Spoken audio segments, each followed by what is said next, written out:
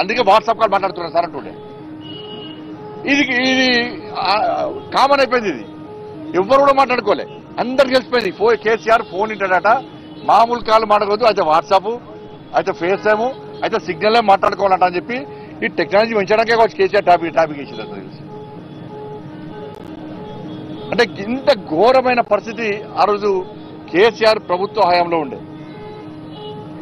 మావోయిస్టుల ఫోన్ల లిస్టులో మా పేర్లు పెట్టి ఫోన్ ట్యాప్ చేశారు.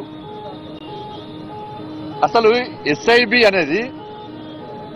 అనేది మావోయిస్టుల కార్యకలాపాలను ఎప్పటికప్పుడు తెలుసుకోవడము, వాళ్ళని కంట్రోల్ చేయడము, వాళ్ళ పట్ల కఠినంగా వ్యవహరించాలంటే ఎస్ఐబి ఉండాలి. కాబట్టి ఒక సపరేట్ ఇన్వెస్టిగేషన్ బ్రాంచ్ పెట్టి మావోయిస్టు టెర్రరిస్టు కార్యకలాపాలను అదుపు చేయడానికి మాత్రమే ఇది అవసరం.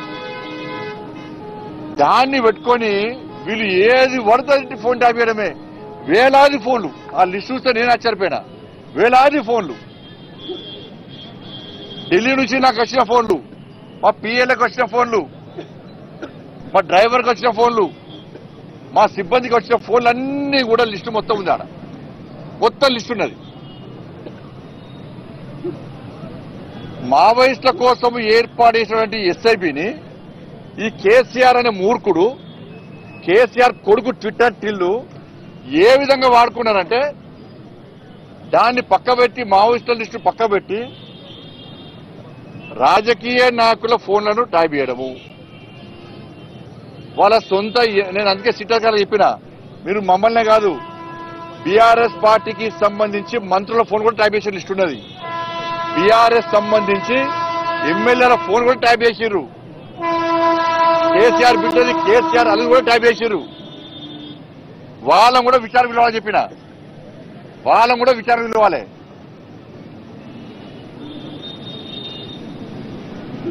కాబట్టి ఇవన్నీ ఎస్ఐబి అనేది దీనికోసం ప్రారంభించబడింది.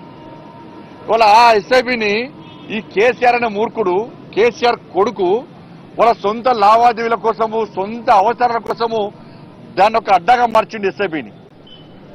ఎస్ఐబిని ఒక అడ్డగా మార్చి రాజకీయ నాయకుల, మాలాంటి రాజకీయ నాయకుల ఫోన్లు ట్యాప్ చేయడము, వ్యాపారస్తుల ఫోన్ ట్యాప్ చేయడము, అడ్వకేట్ల ఫోన్ ట్యాప్ చేయడము, సినిమాల ఫోన్లు ట్యాప్ చేయడము. ఇంతకన్నా ఘోరమైన ఇంకోటి, ఉస్మానియా యూనివర్సిటీకి సంబంధించి ప్రొఫెసర్ల ఫోన్ కూడా ట్యాప్ చేశారు.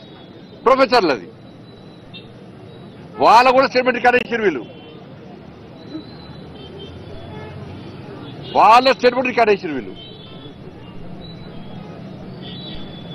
నేను గ్రూప్ 1 ఎగ్జామ్ సంబంధించి పేపర్ లీకేజ్ సంబంధించి ఫైట్ చేస్తుంటే ఆ రోజు అరెస్ట్ చేశాను. నేను ముందుగానే పోలీసు వాళ్ళు మా ఇంటికి వచ్చి నువ్వు పోతున్నావు అని చెప్పని. నీకెట్లా చేస్తుంటే సమాధానం లేదు. ఇక ఇంతకంటే ఘోరం ఇంకో అసలు విషయం ఏంటంటే, ఇంకా ఆశ్చర్యకరమైన విషయం ఏంటంటే, టీఎస్పీఎస్సీ పేపర్ లీకేజ్ కేసును విచారిస్తున్న జడ్జి ఫోన్ కూడా ట్యాప్ చేశారు. హైకోర్టు జడ్జి ఫోన్ కూడా ట్యాప్ చేశారు వీళ్ళు.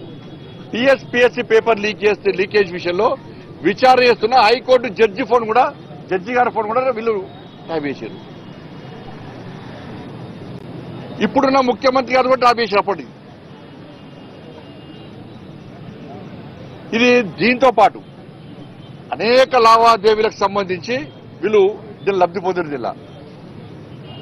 అసలు ఈ ప్రభాకర్ రావు అంటోడు, ఈ రాధాకిషోర్ పెద్ద లఫంగాలు వీళ్ళిద్దరు ఫాల్తుగాలు వీళ్ళిద్దరు. నేను ఈ భాష మాట్లాడుతూ నాకే సిగ్గనిపిస్తున్నది. వాళ్ళు చేసే భాగవతం లోపల వాళ్ళు చెప్తుంటే వీళ్ళను సమాజం క్షమించదు. వీళ్ళకు ఉరిశిక్ష చేస్తే ఒక్కసారి వేసిపోతారు. ఉరిశిక్ష చేసి వీళ్ళు క్షణం ఆ రోజు నేను కానీ, మా పార్టీ కార్యకర్తలు కానీ, మా నాయకులు కానీ, ఇతర పార్టీ నాయకులను ఎంత క్షోభకు గురి చేసారో ఈ ఫాల్తుగాళ్ళు ఇద్దరు ఎంత క్షోభకు గురి చేసారో వాళ్ళు చెప్తుంటే, విషయాలు చెప్తుంటే నిజంగానే షాక్ గురైనా. ఆశ్చర్యం అనిపించింది. గింత నీచులా వీళ్ళు, గింత ఫాల్తుగాలా వీళ్ళు. వీళ్ళని వేసింది రేవంత్ గారి ప్రభుత్వం రాగానే కథం ఒకడు అమెరికా వీకిండు, ఇంకో అరెస్ట్ చేయడానికి గిన్ని సంవత్సరాలు పట్టింది.